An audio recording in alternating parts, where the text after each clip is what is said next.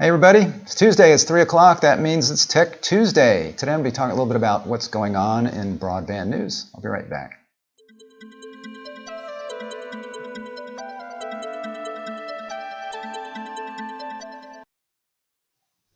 Hey, thanks for joining me. I'm Rick Uzzi here at Zecorum. Again, today I'm going to be talking about broadband news. I like to do this a couple times a month or so, just to see what's going on. News that's very pertinent, I think, if you're a broadband operator, but also maybe even a broadband user, you might be interested in this. So let's get started. There's a lot to talk about today, so let's see what's happening. This is a big deal. It is just taking place right now. If you're familiar with the SCTE, that's the Society of Cable Tech Engineers, I believe, do a show every year, and they're very active in the cable world. And then you've got Cable Labs, which is the organization that has developed the DOCSIS standard. That's a standard that all cable equipment basically is supposed to align with so that everything works properly, both on the provider side and on the end user customer premises side. So both of these organizations have signed this letter of intent to combine, and says the proposed agreement has already crossed a few hurdles to get this combination finalized by July 1st. 2021, so this is on a fast track. They've already talked about it a lot. Cable Board of Directors, which you can see the companies that represents. You've got the large MSOs, you've got Comcast, Charter, Cox, Rogers. They've all voted unanimously for this. And it's contingent on a vote of the SCTE members. So if you're not familiar with SCTE, again, it's cable engineers generally that belong to this.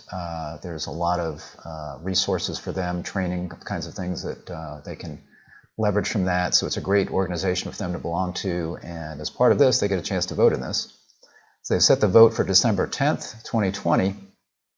And they must receive yes votes from 2/3 of 5% of the total number of organization members. So it's not like 5%, but it's 2/3 of 5%. That's an interesting number that they have to get these votes on. And there is a page up already on this. Where is it? I thought I had it. Oh, here it is. Got it in the wrong place. So there's a page up already at SCTE. SCTE ISBE is really the organization where they're talking about what this is and this alignment, what that's going to do. So there's an FAQ up here that you can go to their site and read more about this if you're interested. You may be a SCTE member, want to know more about it. So there's lots of questions on here, lots of questions and answers, and way down at the bottom is a couple of interesting ones.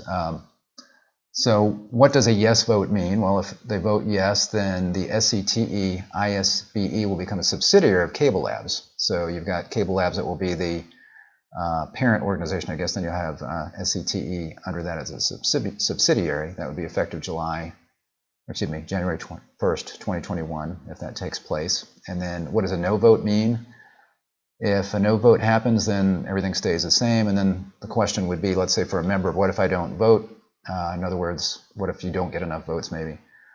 If it's less than 5% of SCTE ISB members actually cast a vote, they don't have enough votes to make a decision, then they are reserving the right to go ahead and bring this up later. So again, this is some pretty substantial news. Both these organizations have been really important to the cable industry. Again, with Cable Labs from a perspective of standards and bringing out new technologies, like DOCSIS, proactive network maintenance, those kinds of things, bringing that out. And SCTE has been working, especially lately, the last few years, very much hand in hand in these things. As you've got working groups that are working on all these new technologies, and again, SCTE doing all the training for the members that are using these technologies out in the field. So both great organizations, so it'll be interesting to see what happens here with this alignment. Some news from Zecorum, that's us. So I don't get to do this every time we do the broadband news, but today we did a press announcement about a new product that we're offering. It's an IPTV product. So what's happening, as you may know, in the industry is a lot fewer people are getting their pay TV the way they used to. A lot of them are cutting the cord with their cable companies through the traditional pay TV over their coax cable. They still may be getting video from these cable companies, because a lot of cable companies are looking at offering now a IPTV solution and maybe getting rid of some of that cable head-end infrastructure that they were using before. So we have partnered with a company called Southern FiberNet to bring this solution out. SFN TV now. And basically, what's great about this is if you are already in the business, or especially if you're not, you don't need to set up this big, huge cable head end with dishes and racks of equipment. There's just a very minimal amount of equipment that you need. You can provide local channels, national channels, all live TV like people are used to, which they like, right? A lot of people, a lot of times, will like to go to their live TV. I mean, they like to be able to stream stuff on demand as well, but you'll see that a lot of people like live TV. So this is going to be something that is good for cable operators that want to stay in the pay TV business but are looking maybe for a more affordable way to do it. Less equipment, easier to manage, don't have to deal with programming contracts, all those nightmares. So this is great for them. So again, that's an announcement from us today. And then just kind of in this realm, just some news about IPTV and what's happening here. This was just some recent research that showed 1/5 of U.S. homes have subscription streaming but no pay TV. So that says only 14% of homes have only cable or satellite. So you're seeing that again, a lot of people are kind of ditching that, but then again, they're also coming back to it, which we'll see here in a minute at the end of this article. So you've got U.S. TV consumption's crossed an important threshold, with households more likely to rely on only streaming than exclusively using pay TV. So the days when people just had pay TV and nothing else, those are gone. 20% of U.S. homes pay for at least one subscription VOD streaming service, video on demand, like, for example, a Netflix or Amazon, which you get with Prime or the Amazon TV, but not a pay TV platform. So they are just going strictly on video on demand there. Conversely, 14% of homes pay for a cable, satellite, or telco channel bundle, but don't have a streaming video on demand service. So most people, including me, for example, will have a traditional pay TV package, and then they'll get other streaming on demand kind of services like a Netflix, like a Disney Plus, like an HBO Max, those kinds of things. 74% of U.S. households still have pay TV of some kind. That's still a large number. That's still got some kind of pay TV. And again, that could be Comcast, Charter, it could be your independent cable company or telephone company. It could be DirecTV or Dish.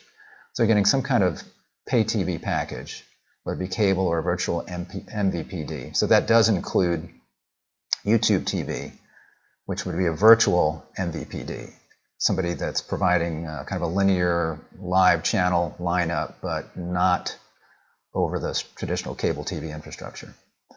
So that compares to 85% in 2015, 88% in 2010, and 82% in 2005. So you can see how those numbers are not that far off. 74% is a big drop from 88%, but it was in the 80s, back in 2005. Notably, 38% of those that moved in the past year do not currently get a pay TV service, a higher level than in any previous year. So it doesn't say whether those people had it before, but that's interesting in that when people move, they're not necessarily, it used to be that you picked up and moved, and then one of the first calls you made was to your cable TV provider in the area and said, hey, I need to get hooked up to get TV. People are not doing that as much now. And they probably move in and go, you know what, let's try some of these virtual ones rather than getting into some kind of long-term commitment with the local cable provider. In all, 60% of U.S. homes have both linear pay TV and a streaming on demand. 6% of homes have neither pay TV or streaming video on demand. So that's interesting. Some people just don't have it.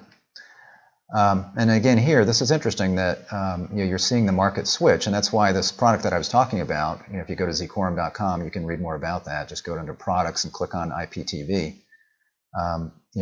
More people are turning to this kind of service, and for service providers, if you're a telephone company, cable company, muni, utility, or whatever, and you're providing broadband service, you can offer pay TV now, and it's much, much easier. And you can see here that says traditional pay TV services from cable, satellite, and telco providers are now in less than 2/3 of U.S. households, while an increasing number of households are opting to get live pay TV from internet-delivered MVPD services, like the one I'm talking about that we're offering, or like YouTube TV or somebody like that. So again, if you're a service provider, you have the ability to still play on that field without letting them go off to a YouTube TV or Sling TV or something like that. So Again, lots going on. I think very, very much in demand now, I think, this kind of service. And we've seen, again, we introduced it today and we sent some emails out to service providers. We've gotten a lot of interest already, people wanting to set up trials of that, see presentations to find out how it works. So another story regarding this. So again, more companies doing this. So T-Mobile now is getting in the business, trying to disrupt this with a package starting at $10 a month. Now, that's a kind of like was it a Philo TV kind of package, kind of a trimmed down, not what most people are going to want probably. There's going to be a lot of channels that are not in there that they're offering. A set of trimmed down channels, a la carte options starting at $10 a month. Initially to be exclusively available only to T-Mobile customers. So if you're a prepaid T-Mobile, postpaid, excuse me, not a prepaid. So postpaid, in other words, you're paying every month for your T-Mobile service, then you can get this effective November 1st. Looks like they got a little dongle similar to what you might get from some of these other providers. Again, looking at the channels, so the $10 a month is attractive, but probably not a lot of the channels that most people are going to want. It's not that much, but would you pay for that if you're getting Netflix or you're getting some other things? I don't know. The other channels or the other packages that they have are more in line pricing-wise with what you'd see from these other virtual MVPDs, with $40 a month, $60 a month, depending on the kinds of channels that you're getting. So it's interesting that T-Mobile's doing this, and it is going to disrupt things for these other companies like Sling TV and YouTube and whatnot, because that's who they're competing with primarily there. So the election happened, right? And while all the votes aren't counted, we kind of know which direction that's already gone. It's kind of been called from that perspective. So here's just a story about what could happen with net neutrality if when Biden and Harris take over the administration, because the FCC is going to change in that case. And you see here, this particular person saying Biden should keep that in its coffin, and I would agree. What it happened that when Trump came into office, the FCC chairman that was appointed by him basically tore up the net neutrality rules that the Democrats put in, which were the Obama administration, which were basically based on Title II telephone regulations, old regulations. And I've always been of the opinion that net neutrality regulations were rules looking for a problem, because we never really had a problem. There were a few little minor instances of when you had, Comcast, for example, at one point was blocking BitTorrent, and that was taken care of. And you had some operators when over-the-top video was first coming out, that you had some operators that were actually trying to block that, because they saw that as a competitor, and they're like, well, if you're going to be using my bandwidth, I'm not going to let you stream all this bandwidth from a competitor of mine. So those were all handled on a case-by-case basis under the rules that were in place without net neutrality rules. And then they put in all these net neutrality regulations, which were very onerous. And one of the things that benefited our economy 4 years ago was when all of these regulations, or lots of regulations that really weren't needed, that were hindering businesses, were removed, and it helped businesses reduce the regulatory costs and have more certainty. So hopefully we won't see a return to net neutrality rules. He's saying here, the experience of life without net neutrality legislation has shown what a red herring it always was. Rules were needed, they said, to protect the web from a small pack of abusive key holders, the telecom networks that are its gateway. But in the 2.5 years since the regime was toppled, nothing much has changed. I don't know if they mean the rules or the Obama administration when they say regime. Since then, sensible operators have also given up trying to compete against over-the-top players in the applications market. When operators were previously accused of throttling internet telephony providers, cases were settled under existing competition laws. So again, there were just very few cases, and they were handled under existing law. And then they talk about here, netizens are in the jaws of FANG. That's the first time I've heard of that acronym. Facebook, Amazon, Apple, Netflix, and Google.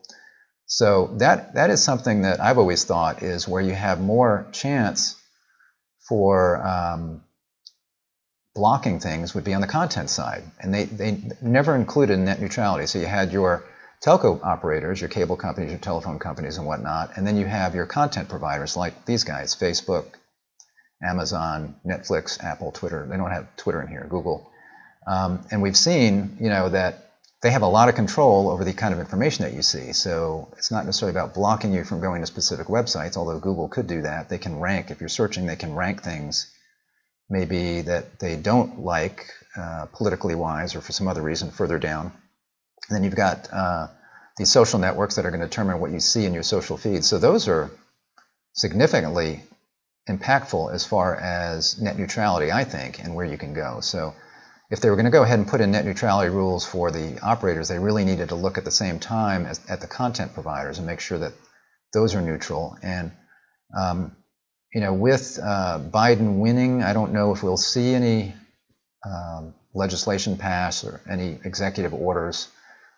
It still is something that I would think that administration would be interested in, would be keeping that all neutral. But obviously, the Trump administration was very concerned about the social networks and who owns them and what their political interests were. So we'll see what happens there.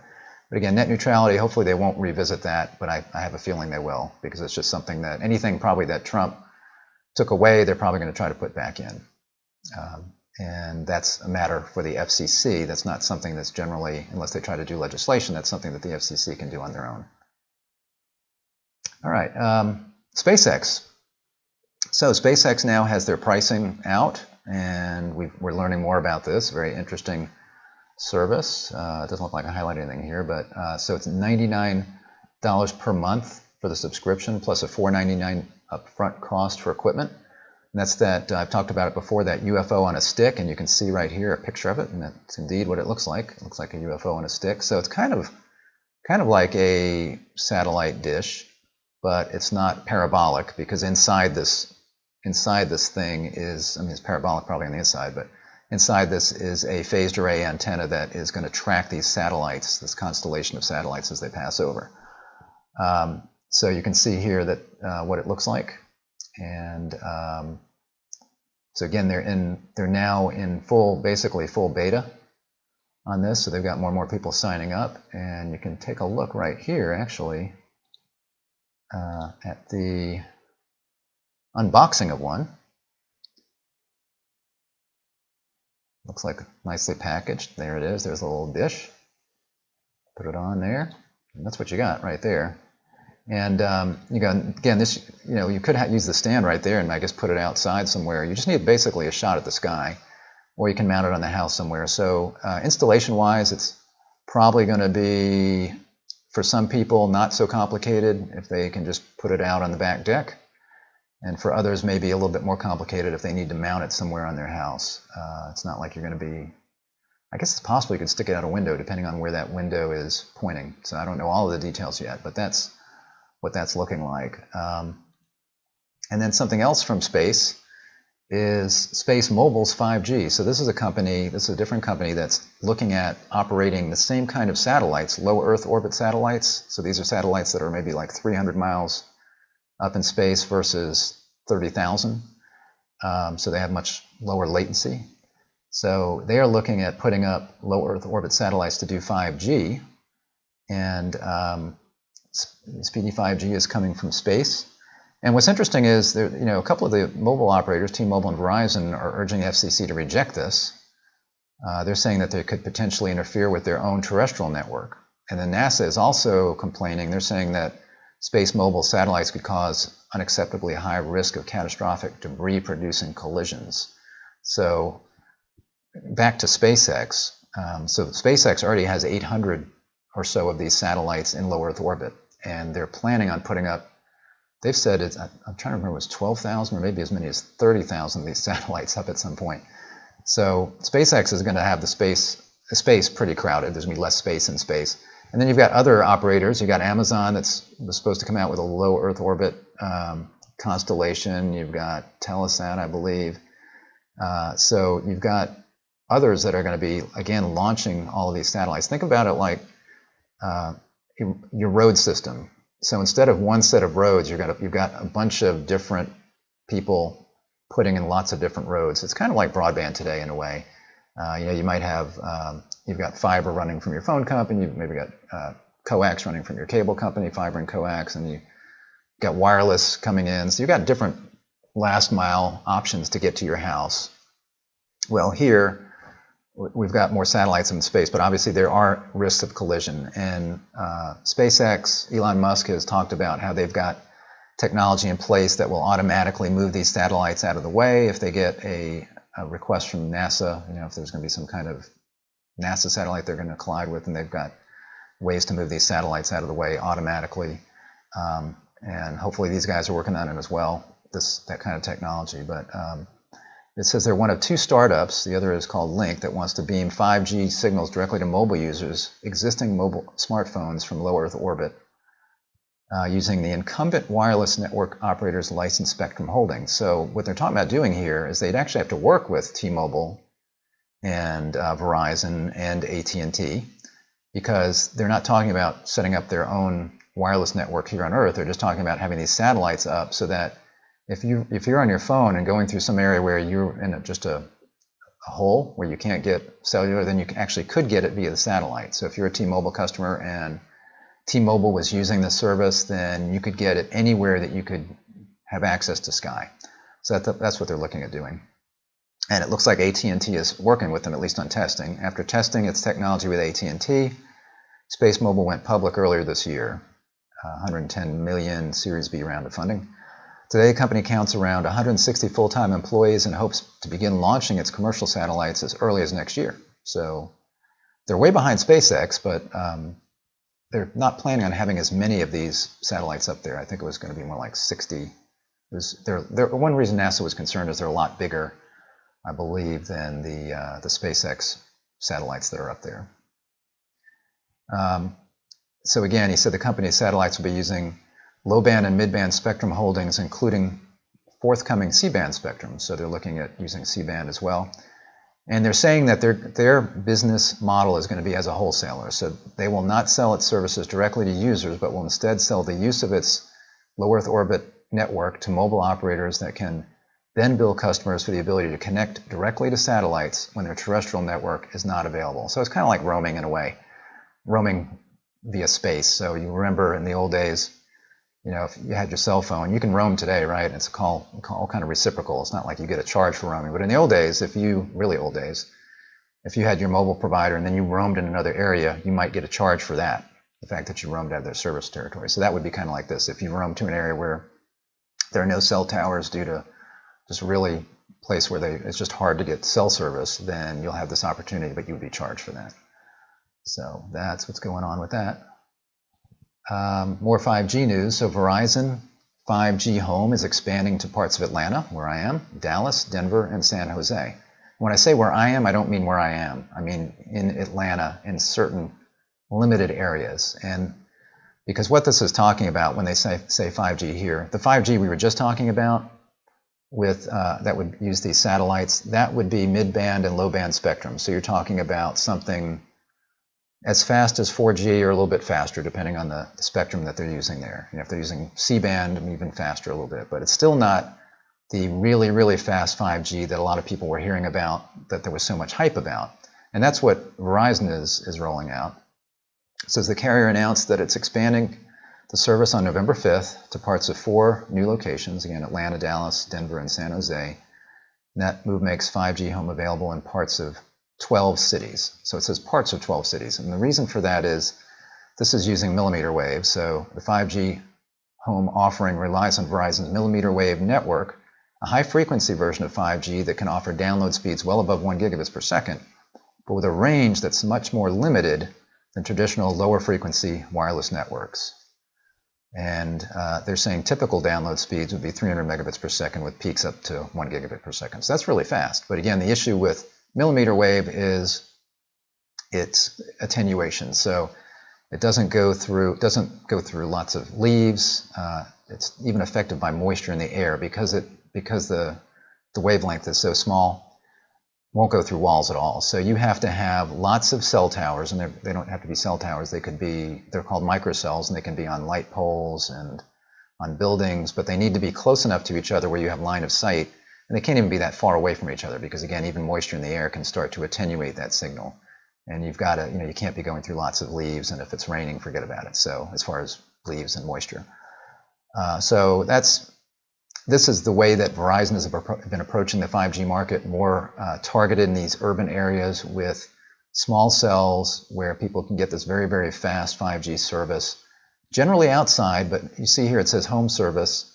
And the way they're doing that is, again, you need to be in an area where you've got a small cell line of sight to your home, and then what you can do is you can put an antenna that would fit on the outside of your window, and then another one goes on the inside of the window, and then that's how you get the signal into your house. And then once it's in your house, you use your traditional Wi-Fi kind of service. I believe Verizon has a Wi-Fi router. A lot of those routers are probably going to be going to 6 gigahertz, Wi-Fi 6, so that you get fast speed inside the houses, in addition to the fast speed that you're getting to your house through the 5G service. So that's what Verizon's doing. And again, 5G. This was before the election. This is interesting. So this is a FCC commissioner, a Republican FCC commissioner, who calls the government's 5G net a horrible idea. And this is something that was floated by the Trump administration. It says O'Reilly is having to leave the commission because President Trump withdrew his nomination, a move most believe stemmed from the commissioner's criticism of the president's effort to enlist the FCC in regulating social media. So I guess he criticized that, and the president did not renew his seat on the commission, although, again, the commission is going to be changing here shortly, so it probably doesn't matter that much. But he's now slamming this proposal that they're floating to create a government-backed wholesale 5G network. So the government, they're trying to get broadband. I mean, this is a good thing that they're trying to do. I mean, at least the intentions are good. So they want to get broadband everywhere, right? So that's why we have the RDOF funds that are coming out, to help rural providers expand into different areas. And they're trying to do as much as they can with spectrum for 5G, with CBRS and the C-band spectrum, and making some mid-band spectrum available.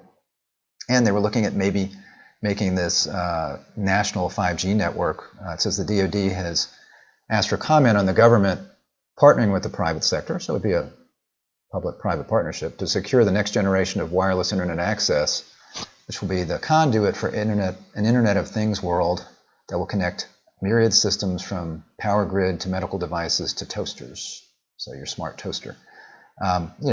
This was just an idea that was floating, and he's now criticizing that. And he's a Republican conservative, so he said, for the government to use valuable mid-band spectrum to directly compete with the private sector flies in the face of every principle of American free enterprise. But it sounded like maybe it was a private-public kind of thing and not just the government doing it. So I don't know all the details on that. I hadn't heard a lot about it. Maybe he's just mad that he was not going to be on the commission anymore. So he's complaining about that. Not sure. But anyway, again, the commission is going to be changing after January, after the inauguration. So. And then finally, for today, FCC fines a robocaller $37.5 million for illegally spoofed calls. I'm sure we can all get behind that, unless you happen to be a robocaller. And if you are, sorry. But that's significant. So let's see here. They fined Affordable Enterprises of Arizona $37.5 million for making millions of illegally spoofed calls.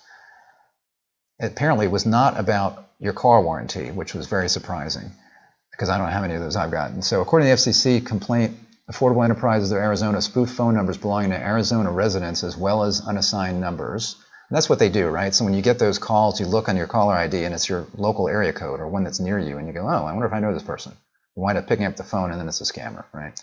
Those numbers would then show up on the caller ID, recipient's caller ID, making the call for home improvement and remodeling services appear to be from a legitimate local number rather than from Affordable Enterprises. So they're not putting their name in there. They just put in a local number, and people want to then click on it. Now, the other thing people can do is they can put a fake name in there, right? So they can put a fake name. They can put a number, as long as you can get numbers anywhere. I'm not sure if you actually even have to have the number. You might have to have that local number. I'm not sure. But in any event, you can get local numbers for anywhere. And put that in there. Calls violated the Truth in Caller ID Act, which prohibits anyone from transmitting misleading or inaccurate caller ID information. with the intent to defraud, cause harm, or wrongly obtain anything of value. So it could be that maybe you can tweak that as long as you're not trying to do anything nefarious. Though a significant fine, it pales in comparison to the $120 million robocall-related fine the FCC levied in 2017 and upheld earlier this year. So again, I'm on all board with that. I have no problem with that. These things drive me crazy. Again, most, if not all of the time, it is somebody trying to scam you. And a lot of times it's targeted at vulnerable populations like the elderly, right? That maybe get these things and then wind up giving their life savings to some scammer. And I don't know how they sleep at night. So this is good news. Also, the FCC has been working on something called Stir Shaken. I believe I got that in the right order. It's got nothing to do with martinis, but it's they're both acronyms, and I'm going to talk about that more next week. Stay tuned, because next week my special guest will be Rebecca Johnson from Numerical, and she is kind of an expert on Stir Shaken and robocalls, that kind of thing, because their company gets involved in that. So she's going to be my special guest next week for Tech Tuesday, so I'm kind of segueing into what's happening next week. So make sure you join me for that if this is of interest to you, and not just as a consumer, but as a provider. If you're providing voice services, you may well be aware of this Stir Shaken and what that's going to require for companies that are initiating phone calls. Because one of the issues is that it's been hard because of the way the system is set up and different telcos connecting to each other. It's kind of hard to tell by the time the call gets to the end user who initiated it, and that's why caller ID can be so easily spoofed, and it's so hard to track down the people that are doing it. So the Stir Shaken rules and the things that are being put in place are going to help to track those calls, to make sure that when you see the caller ID that it is who it says it is, and to also be able to find those people that are doing that if they're trying to spoof that system more easily. So again, join me next week for that. So thanks for joining me today. If this was helpful, if you enjoyed this video, please give me a thumbs up. Just go down on the YouTube there and click the thumbs up button. And if you haven't subscribed already, click the subscribe button. Make sure that you click the little bell. And when you do that, you will be notified anytime that I am live, and that's once a week on Tuesdays at a minimum. Not that often, but once a week I'll be here Tuesday at 3 o'clock. You'll be notified, or if I ever post a video as well. So thanks for joining me for Tech Tuesday. Again, next week we'll have Rebecca Johnson from Numerical talking about caller ID spoofing and Stir Shaken. So make sure that you join me then. Talk to you later. Bye-bye.